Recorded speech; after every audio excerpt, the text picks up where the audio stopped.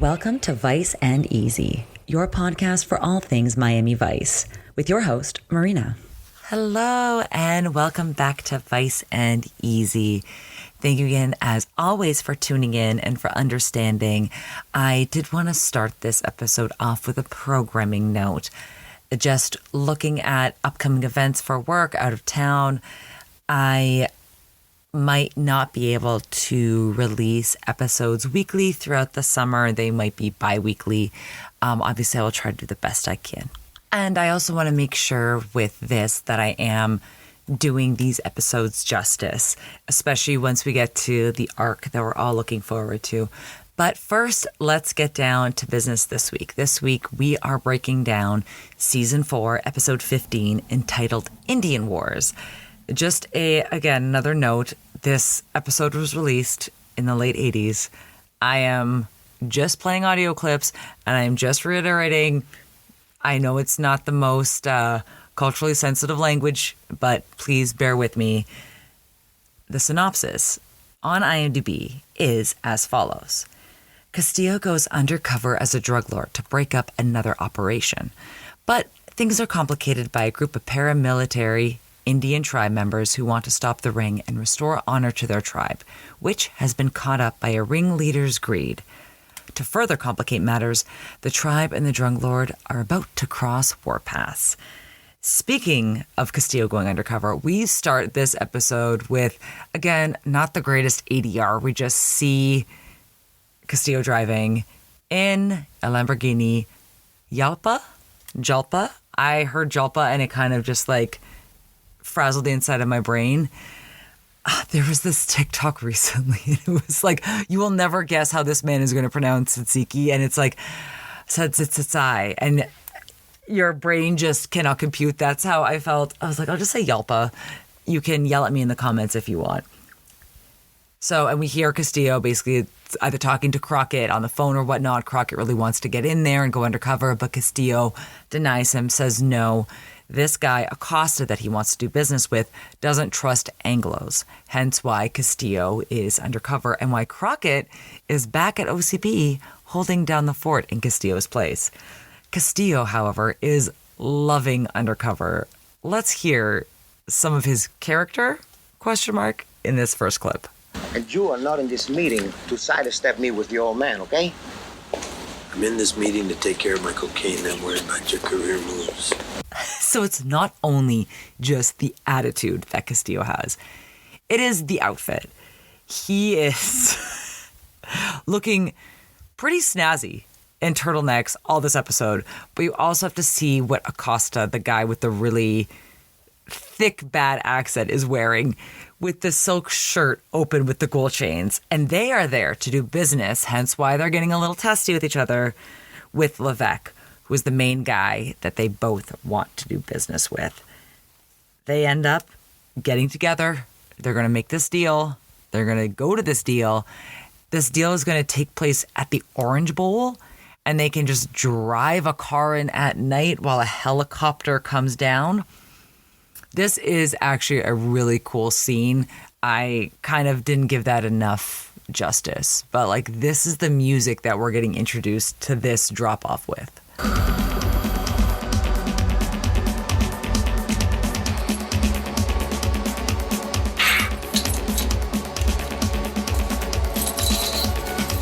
That is Hawaiian Chants by Yellow.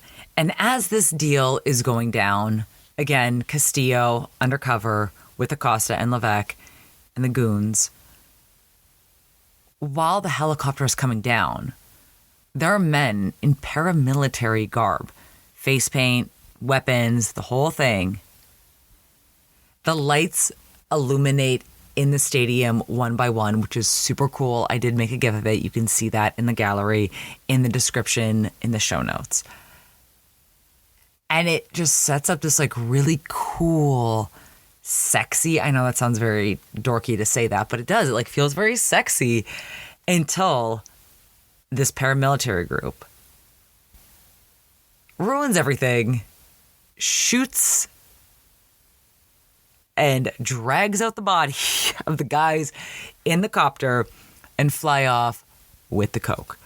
So what's going on as we end this cold open? Well, let's try to figure it out. At OCB, Crockett and Tubbs talking, and they start to not really get into it, but like they're really trying to figure out what's going on here. Trudy looks great with these big silver earrings. There's no sign of the chopper, but they were able to get a little bit of info on one of the guys. Dead commander's prints paid off.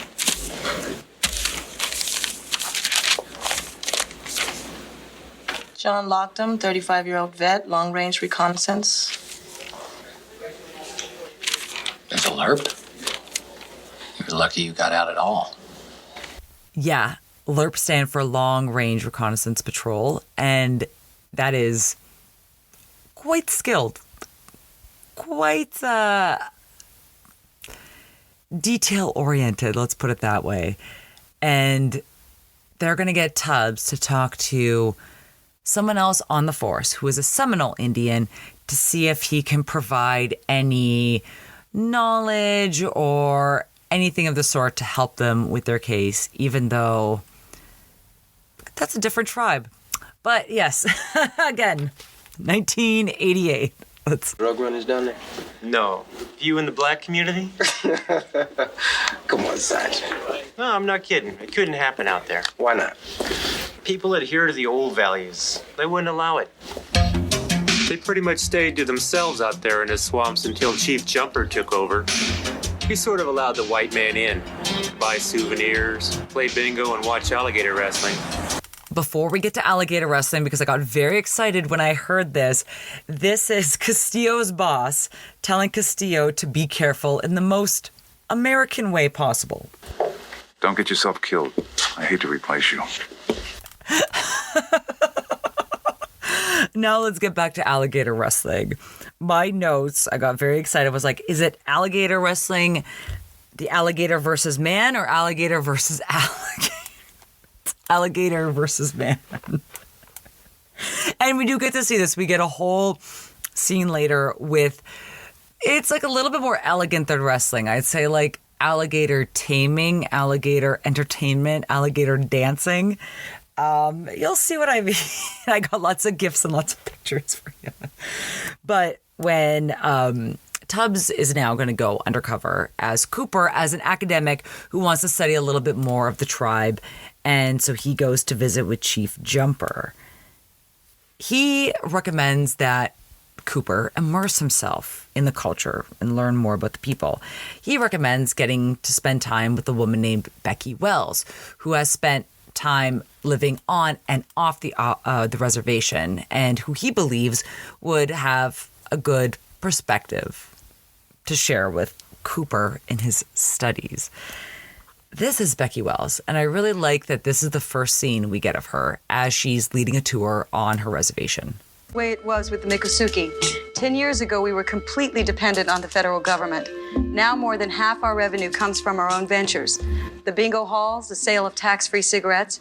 We also built our own baseball field, all without help from Washington. Are there any questions?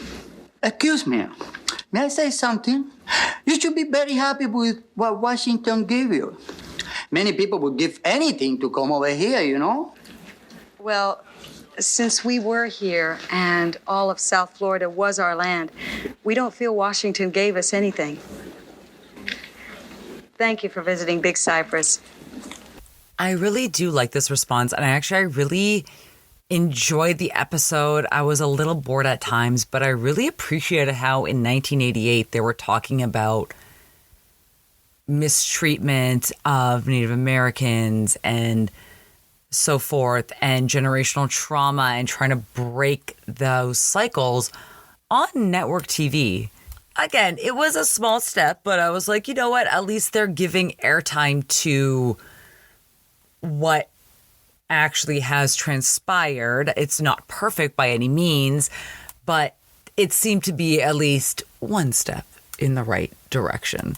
However, let's move on. Speaking of things that did not age well. Castillo, again, still undercover. I didn't get Castillo's undercover name. Acosta and Levec are talking. Levec wants these kids disciplined for interfering with his plan. And, quote, this Indian thing, quote, I also, while they're drinking and talking, I was like, that is a full cognac snifter, my friend. The whole point is that you pour a little bit in the bottle and you allow the aroma and the flavor profile and the esters to billow out in the glass. Not to fill it. Oh, man. Let me play the clip. Sir, I have a major drop happening tomorrow afternoon. Please, do you think I can pull this thing off with whatever means are necessary? Violence is a precious commodity, Anthony. You've yet to learn that. Yes, sir, but this time is just... Mr. Melendez, can we depend upon your services for this next round? Yes, if you can guarantee me his security arrangements. You have my word, Mr. Melendez. Anthony, you will have no further interruption. Melendez. That's Castillo's undercover name. Well, anywho, Castillo and Tubbs are talking back at OCB again now that they are trying to get a little bit more insight into the reservation and what's going on. Gina does look great in white. And they're talking about the elder, Chief Jumper, and that he seems like he's giving back to the community. He seems like he's doing good things for his community and for his people. So, again, like, there's a little bit of crossed wires. They don't know what's going on. So now we get to see the alligator wrestling show. And unfortunately, I guess fortunately, I think two alligators fighting each other that isn't in the wild would be kind of mean and heartbreaking. It is man versus alligator. Nobody is hurt. And we are going to learn how to put an alligator to sleep. Don't try this at home, kids. So what do you call this? Survival. Tommy will next be performing what is called bulldogging. Survival. That means that he will be putting the alligator's chin under his own chin. And hopefully, Tommy is going to be the Who's strong that guy over there? too.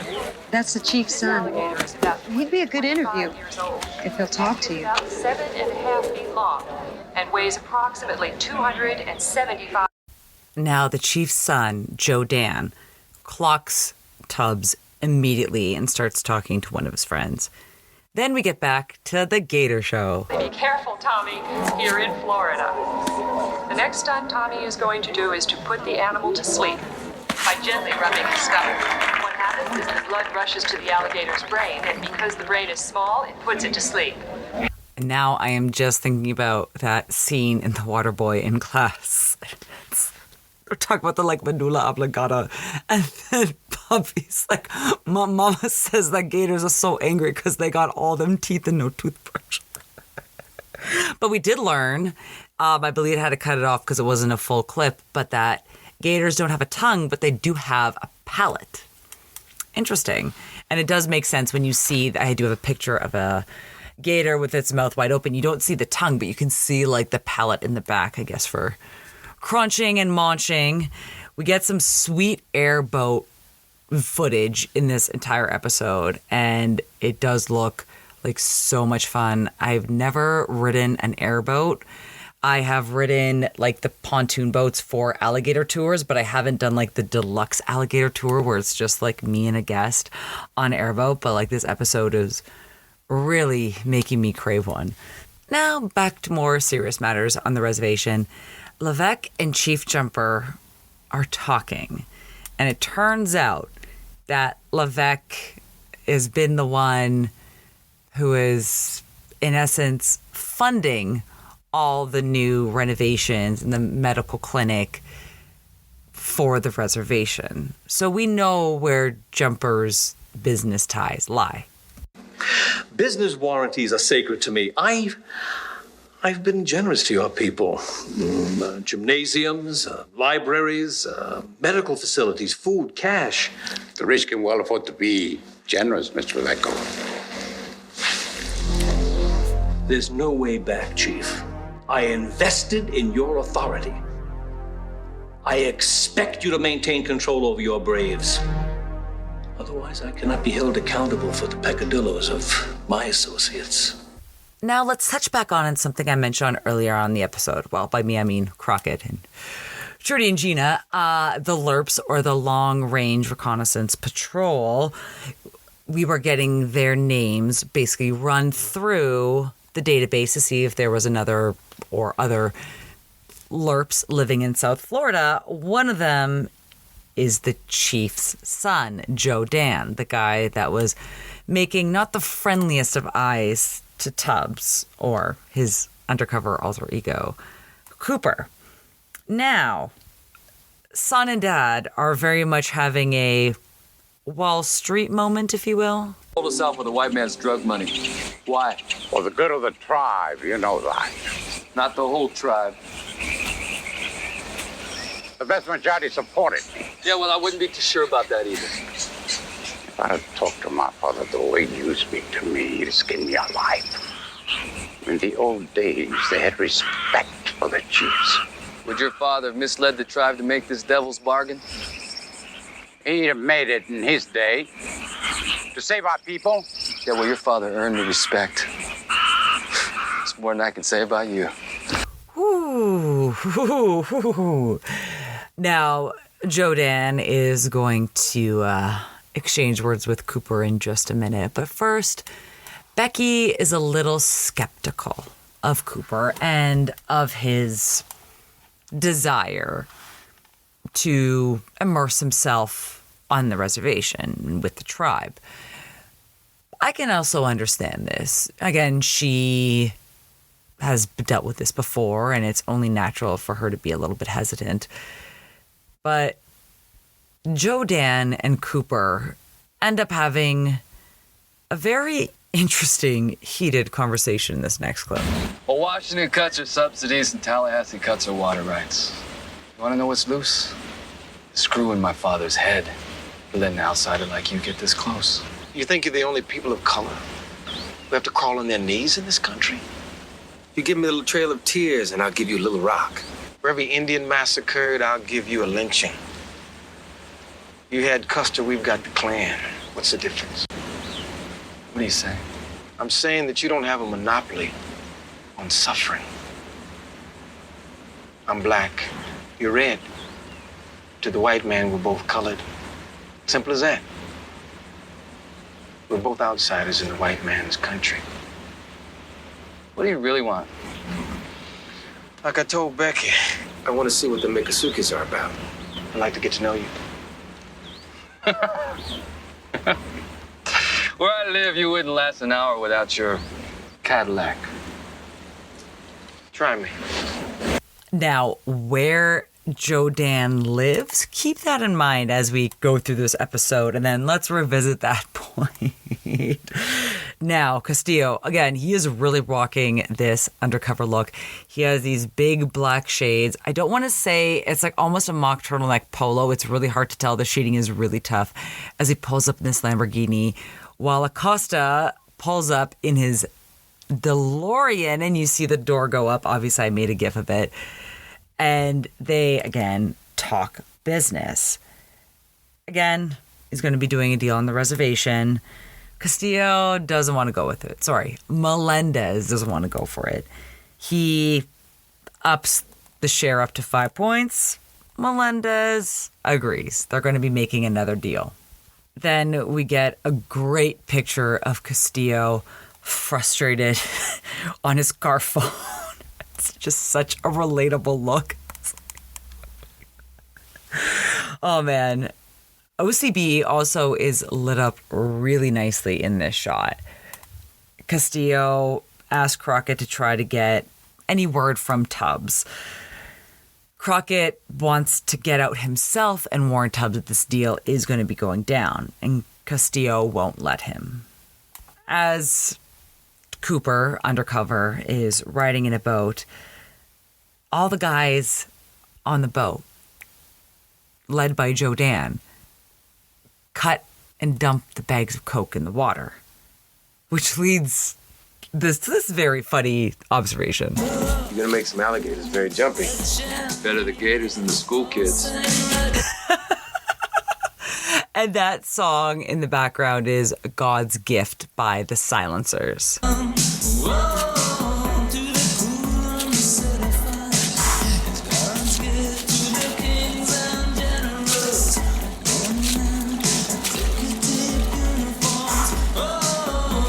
And now we see Castillo with Acosta and their goons about to make this deal as two guys on another airboat pull up.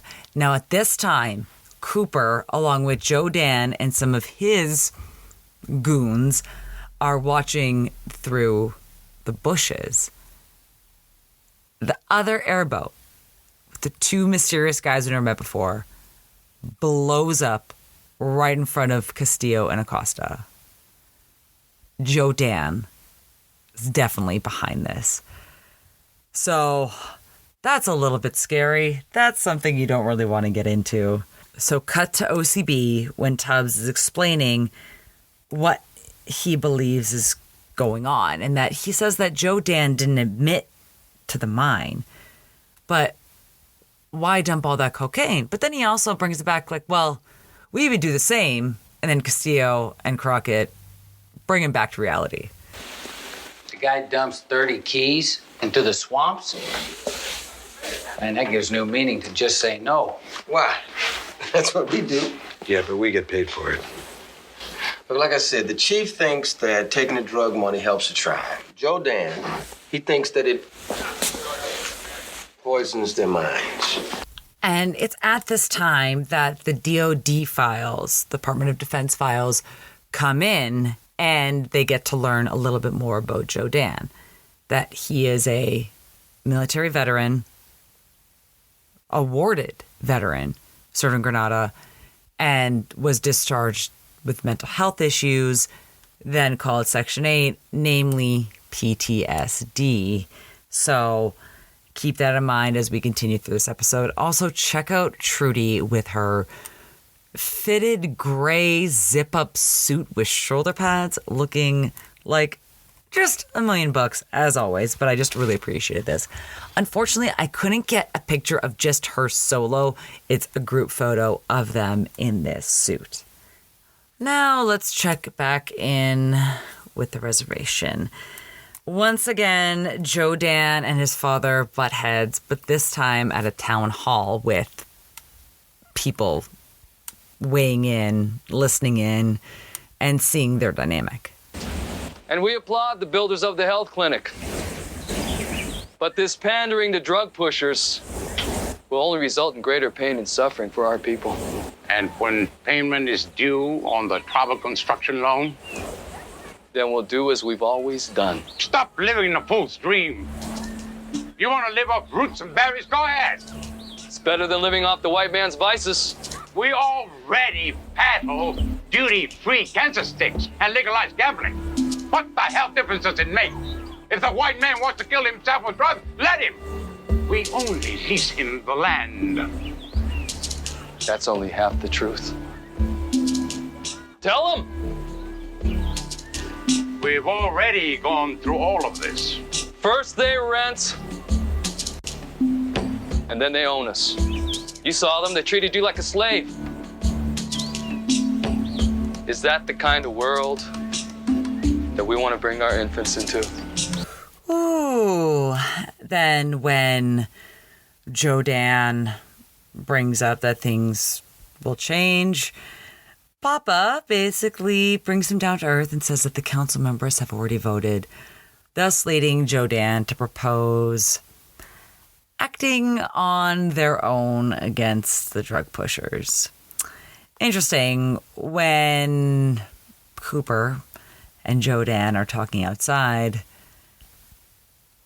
he rightly brings up that Joe Dan is starting a bloodbath.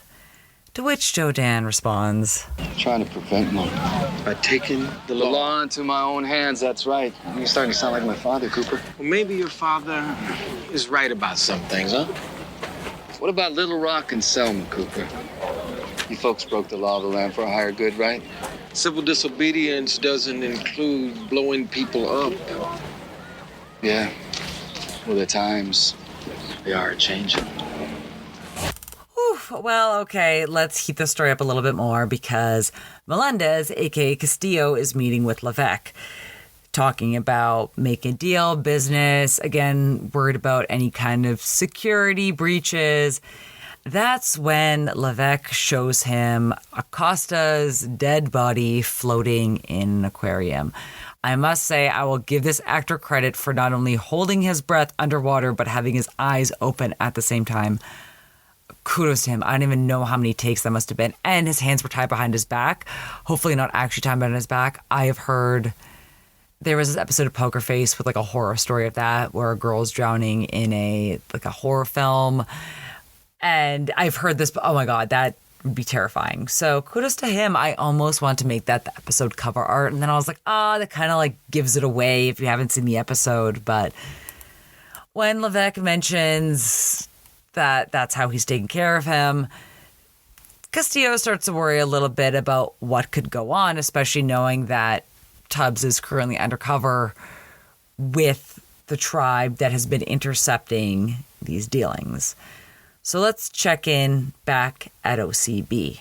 Once again, talking a little bit more about Joe Dan and his mental health issues, PTSD like I mentioned before, and also schizophrenia.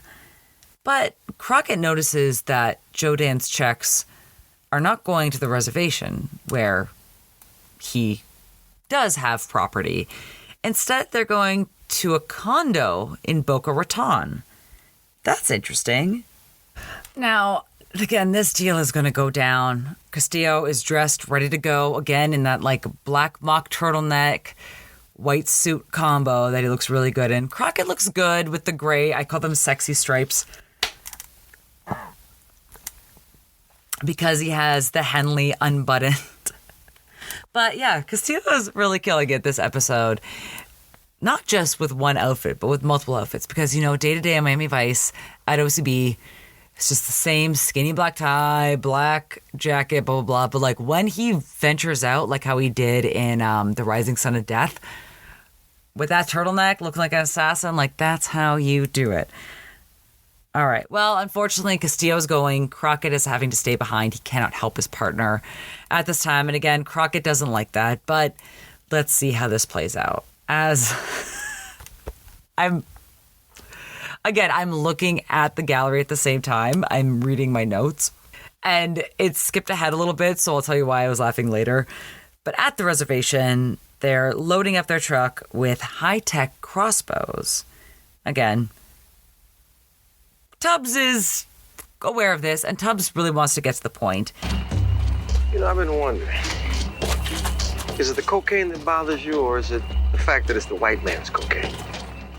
Either way, it's our mission to stop it. And this time we're gonna stop it good. I thought the mission was to get your father back. Ooh, that is an ominous note to end that on. Castillo and Crockett are talking on the phone, and Crockett lets Castillo know that he did a little bit of digging into the address on file where Joe Dan's SSI checks are going. Not only does he live in this fancy building, he lives in the penthouse where condos go for $500,000. This is very interesting information. This puts a lot of things into perspective. Castillo was trying to call Tubbs to let him know. Tubbs is not there at the moment, but you know who picks up? Becky. Becky is completely unfazed by this at all, to know that Tubbs is an undercover cop, but lets Castillo know, helpfully, where he has gone. He has gone to Levec's house to try to get back Chief Jumper along with Joe Dan. Castillo is so thankful for this information and is heading right there because we see that Lamborghini pull up later. But also, while I just want to make fun of a few of these clips, it actually is a really well shot scene. It is just the fact that they're all in like camouflage, the paramilitary garb and black. Tubbs is in a white jacket and white pants to break Like, they didn't give him a heads up or be like, hey, man, do you want to change? Like, wouldn't that also hurt them as well, making them seen? But it is a beautiful house, beautiful tennis courts, unfortunately, where these guards are killed. And the reason I was laughing is I have this gif of 3 of Levec's goons playing cards, smoking and drinking while you see Joe Dan's guys in the background running across the perimeter of the house. Now Levec, he hears what's going on. Again, his goons didn't do anything to help, and a couple of his security guards got killed. Comes out with a gun and is shot pretty quickly with a crossbow. Again, there is a great epic gif of him just flipping over into the pool as his body's there while the pool is filling up with blood as Joe Dan and Tubbs talks. And Tubbs calls Joe Dan out on everything. Coke that you dumped in the swamps. It wasn't coke. And this wasn't a crusade. It was a power struggle. Not bad, Cooper. Or is it Cooper? It isn't. It doesn't matter. What matters is what's happening right here. Yeah, what's happening? You're a lucky man, Brother Cooper. I'm only killing white men today. Ooh, and those tires you hear, well, that would be Castillo pulling up in his Lamborghini to talk with Tubbs. Now Castillo knows the address and that Joe Dan is clearly hiding a lot of money. Let's go see what's going on. As Joe Dan is there taunting his father, who he has tied up in his condo. Does this condo look familiar?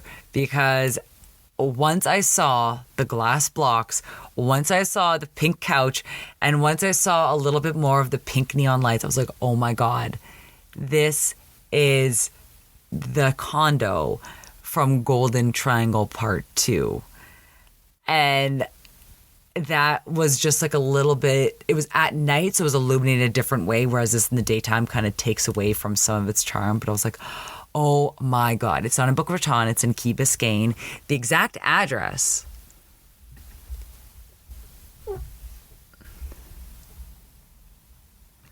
.520 Brickell Key Drive, apartment A1207. So I wonder if they just like loaned out this apartment, rented it out, and just use it for filming. Oh my God, I would have loved to just, that would have now be like an Airbnb experience. I would love it. Like, amazing. I'm sure that some things need to replace, like carpets, and I'm sure the mattress was a waterbed. It could be a real mattress, be like Tempur-Pedic now. You know, maybe some furniture's a little scuffed, but like that would be just such a piece of history. And like all the electronics, like the sound system, the CD changers, the record players, the speakers, the radio, like that would have been so cool. That would have been a missed opportunity. But again, we know the apartment number. We should, I hope, I don't think they should be putting that on the internet now that we all know. But let me digress. Let's get back to the plot. Joe Dan, again, not bringing a great son to his father. For all the talk about the father going into business with the Coke runners, Joe Dan has been the one profiting off of it this whole time. Taunting his father now, saying that he's just going to up and leave, that he's not going to pay for anything that he's done, and for how he's treated his father. And it's like, it is a really sad scene. You're always lecturing, aren't you, oh great wise chief? Me? I'd rather be rich than wise. Now that's what the hell Rebecca was talking about. Yeah, that's the stuff. Cocaine. You never saw any, did you? The whole time you're doing business with Levec for chump change. Excuse me. For the good of the tribe. I've been a damn fool. You can say that again, sucker. Maybe. But I can still go back home. Be forgiven. But you, Joseph, You're lost, son. Lost. I'm lost. I'm lost? Who's gonna find you here, old man? I'm sick of this yapping. And as he's about to leave, while leaving his father tied up in an apartment that may not be checked in for days, basically leaving his father to die, now he's, again, sick of his yapping. So that's when he pulls out the handkerchief or the bandana and gags his father while he was already tied to the chair. Crockett and Tubbs come to surprise him. Tubbs is packing heat. He's already got his gun out and warns Joe Dan that if he doesn't do as he says, he's going to go visit his ancestors. I'm so sorry I don't have a clip of that line. I really laughed. Again, Joe Dan is doubling down once Crockett and Tubbs come. Now, you may know what I am, but I'm still a role model to all the young braves. And you're not gonna tell. Tell them what? That the mystic warrior was a freaked out sideshow? And they were taken in? Nobody held a gun to their heads. Damn it, boy. A young brave was killed out there for you. Doesn't that bother you? Ooh, and this is when you can see Joe Dan's face kind of change. Maybe he's really taking in the consequences of his actions. Yeah, well, I guess I should return the favor. Hey, come on, man. Hey, you know what they say, brother man. Better die a hero than to live on your knees.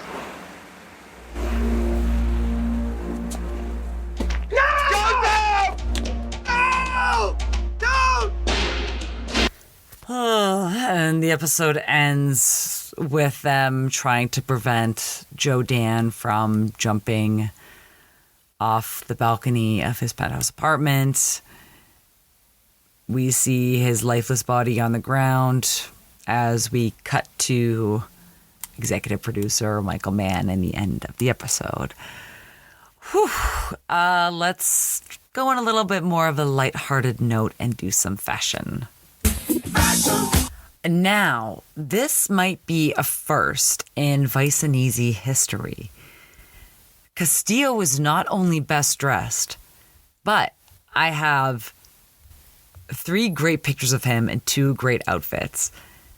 The white suit with the black mock turtleneck taking the lead, but there's a great picture of him on his car phone with the green light behind him. Again, you know how I feel about those neon green lights in my episodes of Miami Vice. Then him with the big blacked out aviator frames and the handlebar mustache. Again, kind of a less mock turtleneck. Gonna go meet with Acosta as he pulls up in his Lamborghini Yelpa and he pulls up in his DeLorean. Chef's kiss. And you see barrels behind him, like metal barrels. Amazing. Then the picture of him with Levec and with Acosta, just 3 different generations of Miami fashion. Let's put it that way. Crockett, I have as the best dressed male runner-up only because I love the exposed chest with the gray stripes. He looks very hunky and it's a great angle of him. Best dressed woman, naturally it's going to be our girl Trudy, and I really love the black bodycon dress. I love that gray one, but this black one with the 3 pink buttons on it of her film from above just looks like $1 million on her. And naturally, best decor is going to be our recycled penthouse condo from the Golden Triangle. This time in the daytime. I do prefer it at night, but I still love to see that either someone lived here and rented it out happily or that Miami Vice set decorators just got to go nuts. And I love it. Now, with music, we only had 2 songs in the episode. Hawaiian Chants by Yellow and God's Gift by the Silencers. However, I am going to give it to Hawaiian Chants by Yellow just because it was a really cool kind of vibey way to start the episode.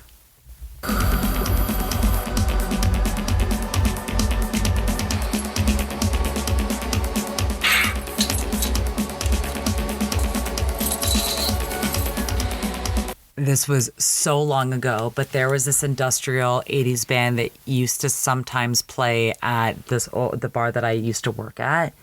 And it was like heavy industrial music. And I loved going to those industrial nights because it's just stuff I would never actively listen to on my own. And that's on insult. It's just, I'm not going to be driving to work and listen.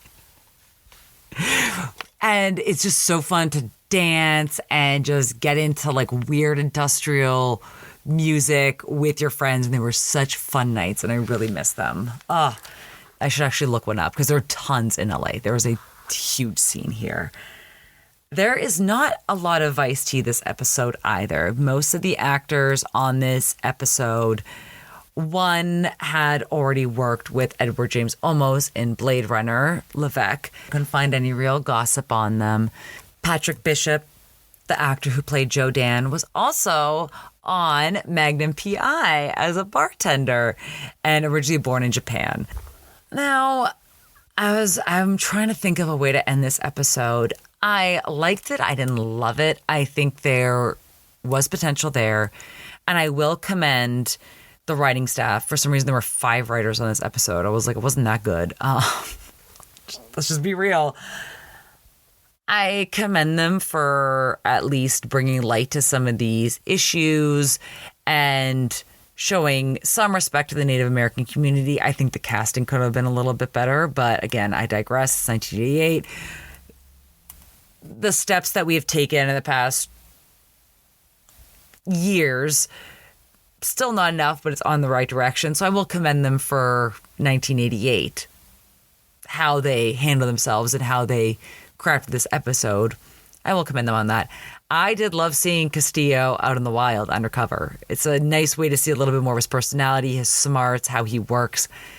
Interesting to imagine that Crockett is the one in charge doing paperwork. Like, I know that Crockett always has to do paperwork anyway, but it was just kind of interesting for them to flip.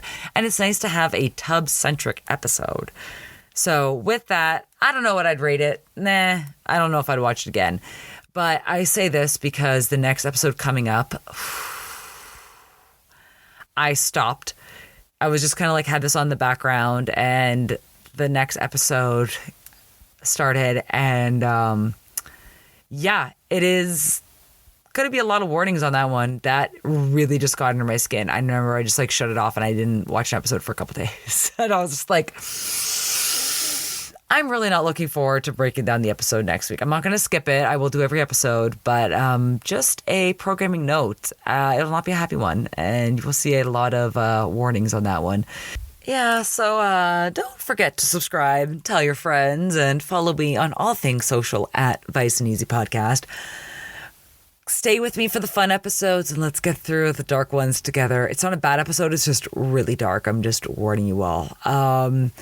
And on that note, let's go enjoy our weekend. And thank you once again for following, for liking, and for supporting everything I do here at Vice and Easy. I wouldn't be able to do this without the support of each and every one of you. Hey, man, Miami Wise is #1 new show.